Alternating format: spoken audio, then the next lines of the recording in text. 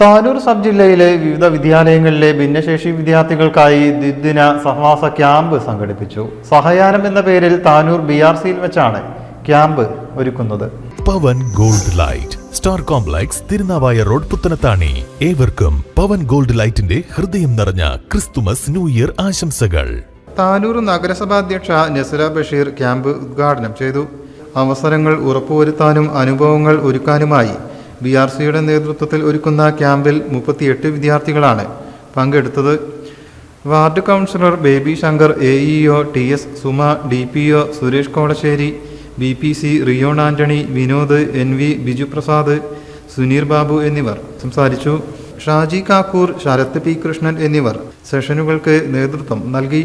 പ്രശാന്ത് മണിമേളം, റാണി പ്രദീപ്, ചിന്മയ എന്നിവരുടെ സംഗീത നിശയും കുട്ടികൾ തയ്യാറാക്കിയ തിരക്കഥ ഉപയോഗിച്ച് ഷോർട്ട് ഫിലിം നിർമ്മാണവും നടന്നു. ഹായ് സൂര്യൻ.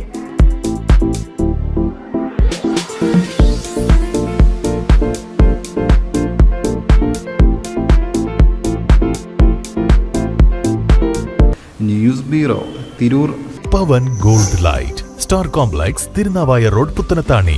ഏവർക്കും പവൻ ഗോൾഡ് ലൈറ്റിന്റെ ഹൃദയം നിറഞ്ഞ ക്രിസ്തുമസ് ന്യൂ ഇയർ ആശംസകൾ.